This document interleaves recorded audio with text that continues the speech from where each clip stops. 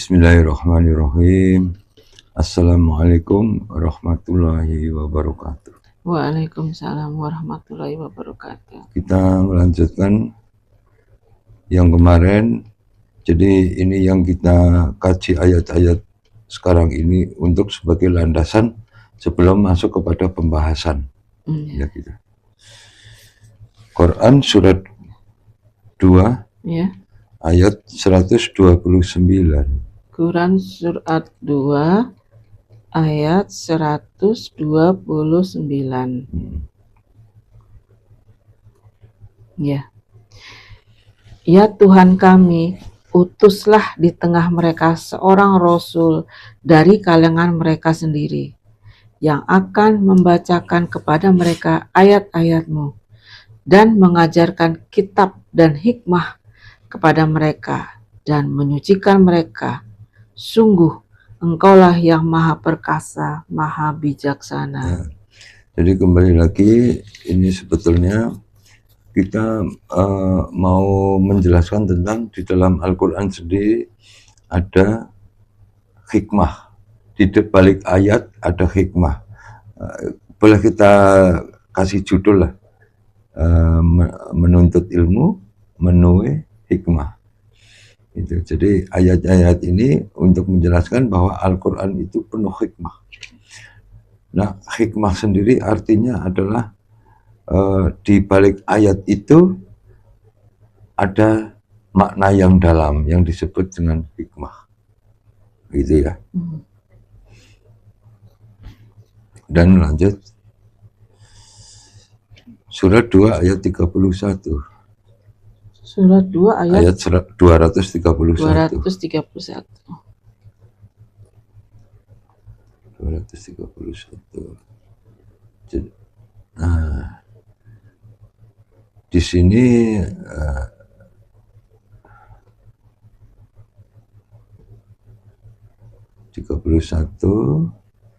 ini ada pada potongan ayat ya, potongan ayat.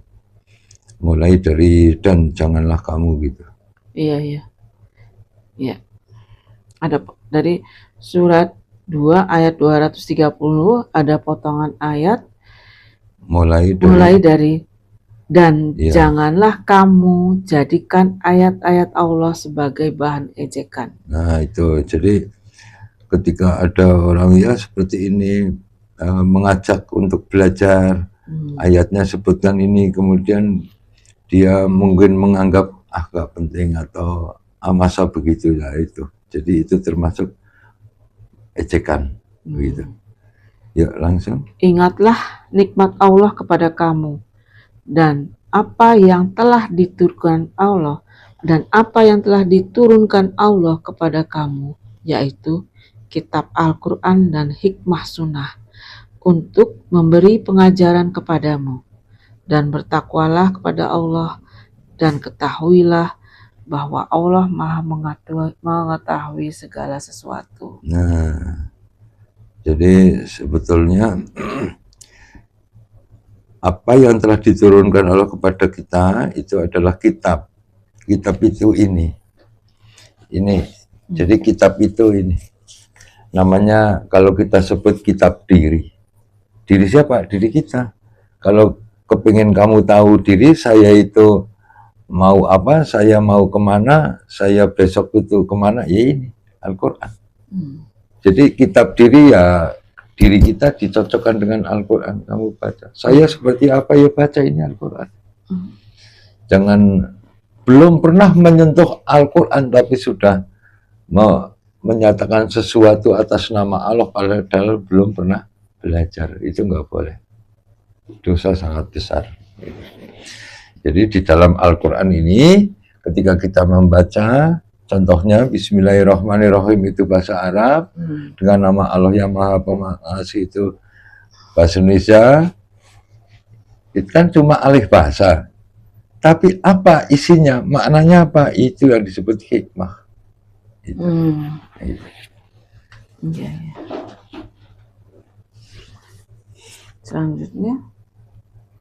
Selanjutnya surat 2 ayat masih ya 269. 269.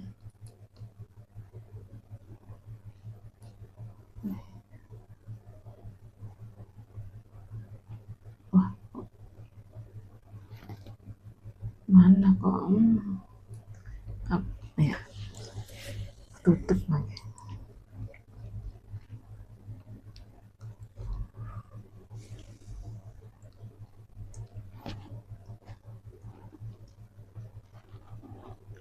Quran surat 2 ayat 269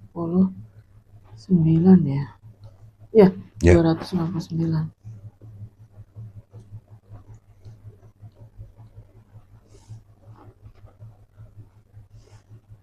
Oh.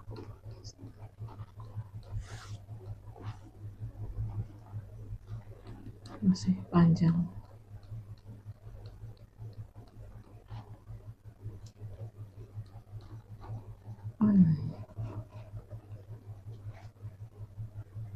Ketemu? Belum. Tadi ketutup. Kesenggol. Iya.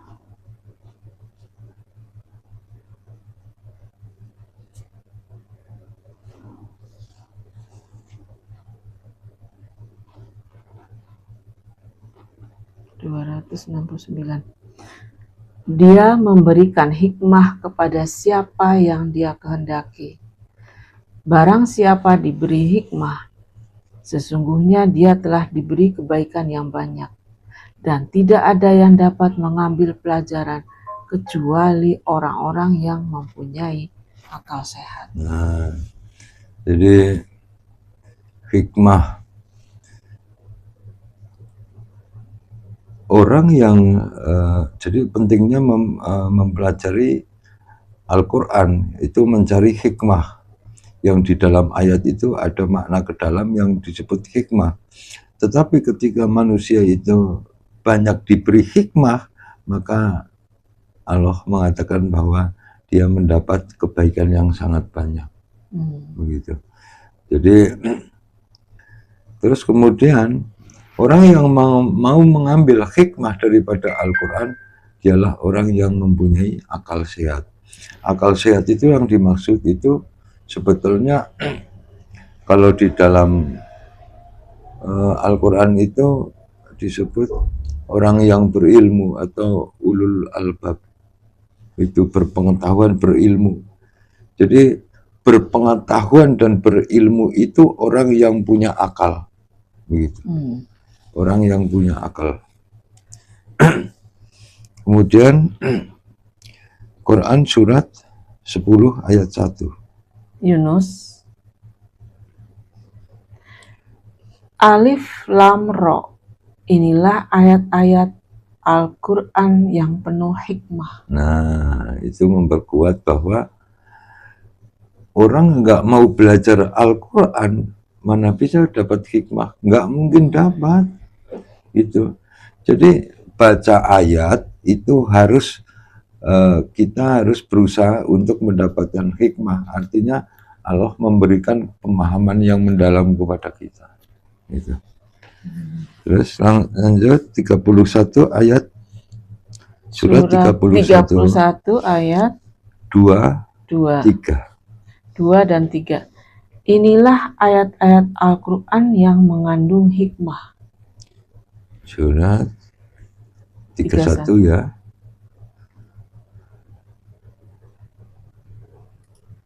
Ada lanjutannya?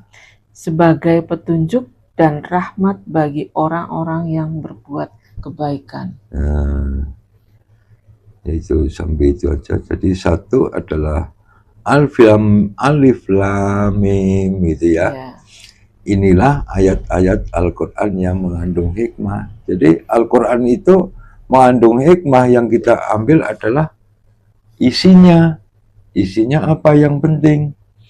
Jadi kita mengucapkan bismillah, bahasa Arab, Indonesianya dengan nama Allah yang Maha Pengasih. Apa isinya? Nah, itu yang penting isinya. Isinya yang harus kita amalkan. Nah, gitu. sebagai petunjuk dan rahmat bagi orang yang berbuat kebaikan. Jadi orang yang sebetulnya mempelajari Al-Quran itu jelas dia akan orang yang berbuat kebaikan, begitu. Dan itu kembali lagi ketika kita belajar Al-Quran sebetulnya sudah mendapat rahmat dari Allah, kan gitu, mendapat kebaikan. Lanjut ya. Ya. Surat 17 ayat 106. Al-Isra. Surat Al-Isra ayat 106. ayat 106. Al-Isra 17 106.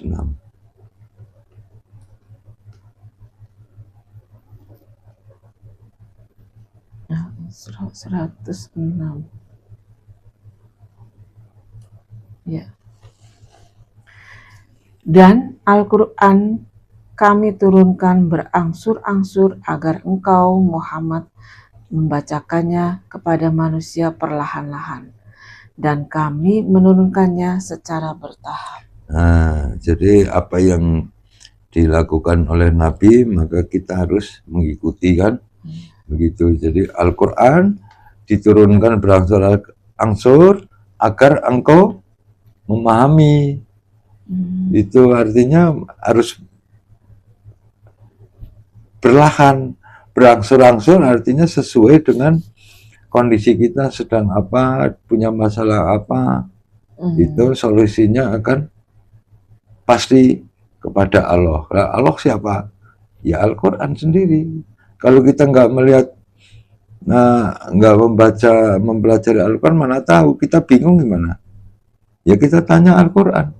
Oh kita sedih, tanya Al-Quran. Kita marah, tanya Al-Quran. Apa solusinya? Kan begitu. Kalau kita nggak tahu itu ya kita marah siapa sih? Dia, selalu dia. Begitu. Karena dia yang membuat aku marah, ya itu yang keliru. Lihat Al-Quran, bukan dia. Sebetulnya ketika kamu marah ya kalau karena kamu tidak tahu diri maka kamu marah. Sebetulnya marah itu dari siapa sih? Dari Allah. Sedih dari siapa sih? Dari Allah. Kalau dari Allah, ya kembalikan ke Allah. Jangan kamu pegang sendiri. Kalau kamu pegang, tetap kamu marah kepada siapa ya nggak habis-habis. Ya. Nah, kemudian udah sampai situ ya tadi. Ada baliknya?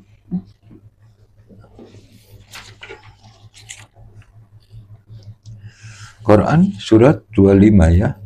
Ayat 32. Surat 25 ayat 32. Ya. Dan orang-orang kafir berkata, mengapa Al-Quran itu tidak diturunkan kepadanya sekaligus? Demikianlah agar kami memperteguh hatimu Muhammad dengannya, dan kami membacakannya secara tartil, berangsur-angsur, perlahan dan benar. Nah, ini kan orang-orang kafir berkata, di mana orang kafir sana? Bukan, gitu loh. Orang kafir itu di sini, dirimu sendiri. Orang kafir di mana letaknya? Ini loh orang kafir. Kasih tahu, ini orang kafir. Ini orang beriman. Ini jasadmu ini kafir, penutup, terselubung. Makanya dikatakan kafir. Kafir bukan nunjuk ke sana ya, nunjuk keluar, nggak boleh. Kafir saya. Jasad ini mengatakan bahwa kenapa Al-Quran nggak diturunkan sekaligus, maka ini berkata roh di dalam diri kita, ya pelan-pelan. Kalau cepat-cepat kamu nggak akan paham, juga.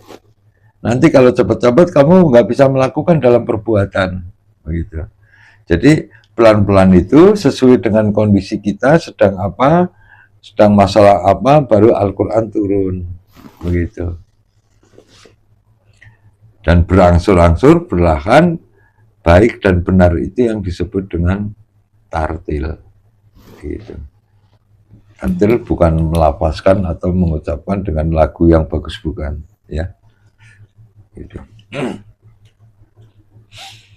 Kemudian surat 73 ayat 4.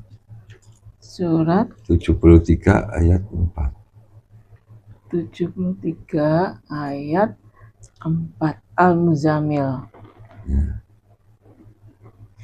Atau lebih dari seperdua itu, dan bacalah Al-Quran itu dengan perlahan-lahan. Di sini masuknya seperdua itu apa ya?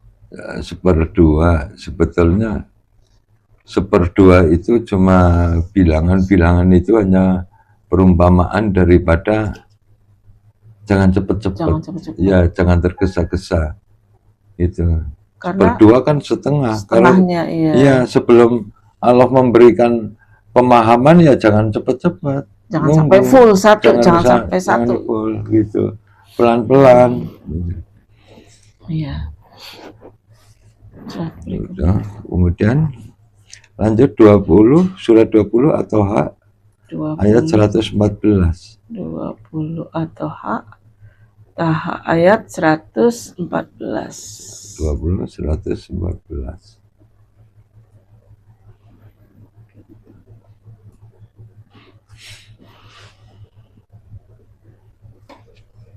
Ya. At-Taha ayat 114. Maka Maha Tinggi Allah Raja yang sebenar-benarnya, dan janganlah engkau Muhammad tergesa-gesa membaca Al-Quran sebelum selesai diwahyukan kepadamu. Dan katakanlah, ya Tuhanku, tambahkanlah ilmu kepadaku. Ya. Kembali lagi perumpamaan daripada ayat ini yang disebut Maha Tinggi Allah, Raja yang sebenar-benarnya itu. Ini Raja, Malik. Kalau bahasa Arabnya Malik, Raja. Ya, Raja. Jadi, dan janganlah engkau tergesa-gesa membaca Al-Quran sebelum selesai diwahyukan kepadamu. Jadi, jangan buru-buru. Hanya satu ayat itu kamu sampai paham. Jangan belum paham sudah hafal, sudah membaca 30 juz, ya pusing ya. Nah, satu ayat saja belum tentu paham. Kita membaca selalu mengejar khatam. Habis khatam apa isinya? Apa? Nggak tahu kan? Nah, kalau kita membaca Al-Quran tapi isinya nggak tahu, ya mana Al-Quran dibuat sebagai petunjuk. Gitu. Jadi Al-Quran itu harus dipahami pelan-pelan agar menjadikan kamu petunjuk. Petunjuk apa? Ketika kita berbuat dalam kehidupan sehari-hari. Begitu. Nah, ini ya Tuhanku, itu nggak perlu kita, ya Allah tambahkan ilmu, nggak perlu. Itu. Pasti Allah jadi, sudah akan menambahkan. Pasti akan menambahkan. Kalau kita belajar, Allah tahu. Kita nggak paham, dipahamkan oleh Allah itu Allah pasti tahu. Nggak perlu gitu loh. Kalau kita nggak mau belajar, ya Allah tambahkan ilmu, dari mana kita bisa tambahkan ilmu yang nggak ngerti ini ilmu apa sih kan gitu. Gitu. Jadi kalau di sini arti ya Tuhanku sendiri itu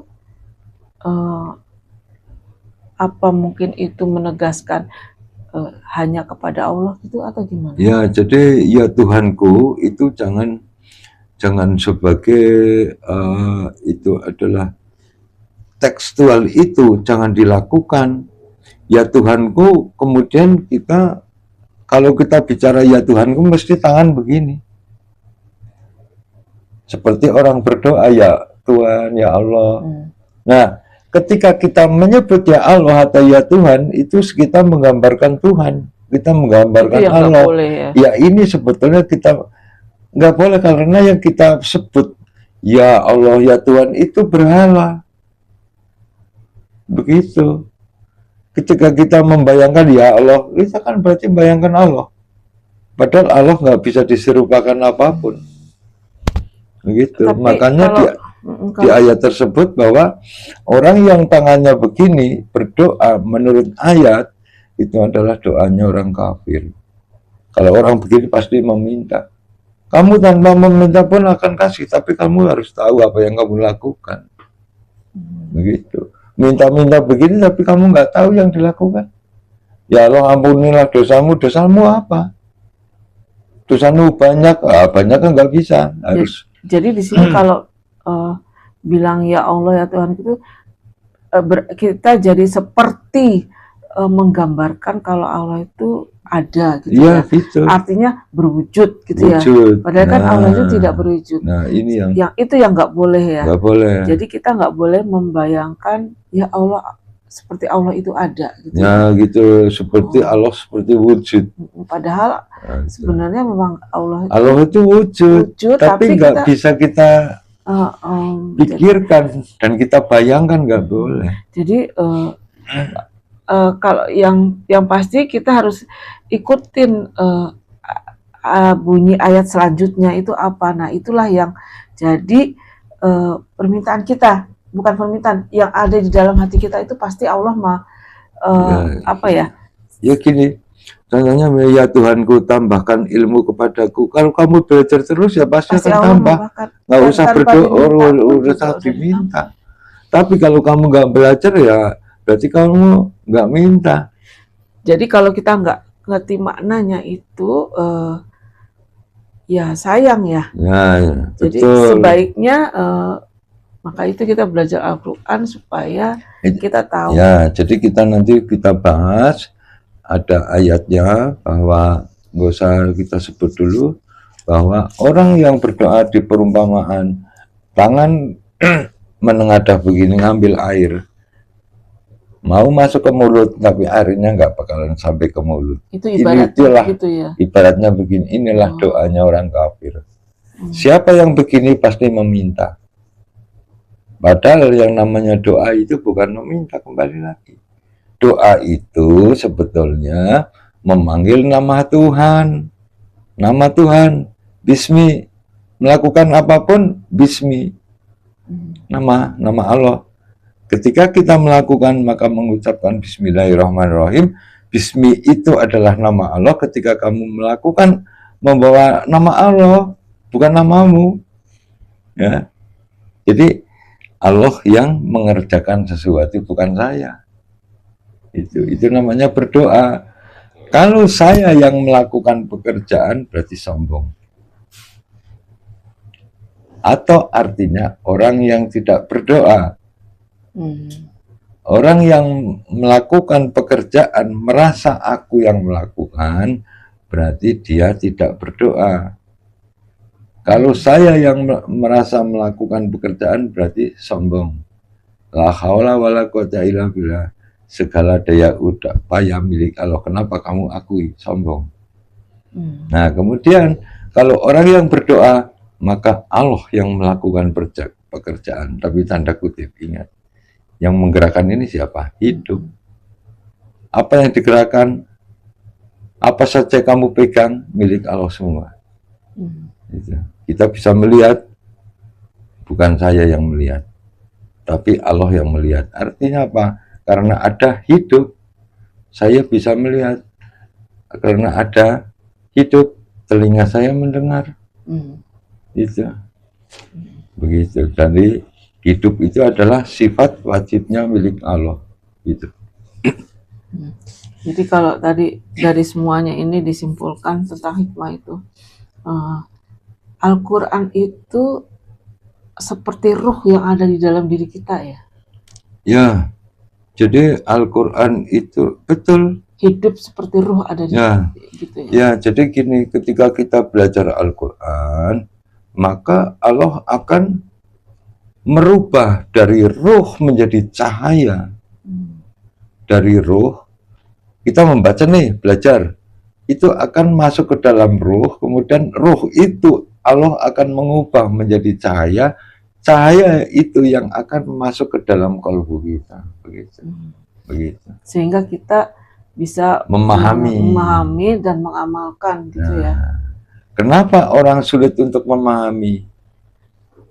Karena masih terhijab dengan pikiran-pikiran dunia. Itu. Jadi apa ya, kalau banyak pikiran-pikiran dunia itu ya apa saja. Jadi ada masalah di situ ya tidak ada Allah, ada sesuatu apapun. Jadi kemanapun kita menghadap harus wajah Allah, apapun kita hadapi. Kita kok seharinya bingung, Ingat Allah. ingat Allah. Siapa yang membuat bingung? Allah. Hmm. Kalau ya Allah, aku nggak mau bingung, ya hilang kok. Oh, saya mau sholat kok malas. Ya, nggak bisa hilang. Ya karena kamu merasa bisa malas. Coba kalau kamu semangat, mau nggak semangat? Nah itu dari Allah, kita semangat. Maka malasnya hilang. Begitu. Kita cukup ya? Iya. Kita cukupkan dulu. Wabillahi taufiq wal hidayah. Wassalamualaikum warahmatullahi wabarakatuh. Waalaikumsalam. Jadi untuk selanjutnya nanti kita masuk kepada kajian tentang ta'awud. Doa tahu. Ta'awud. A'udzu billahi minasyaitonir rajim.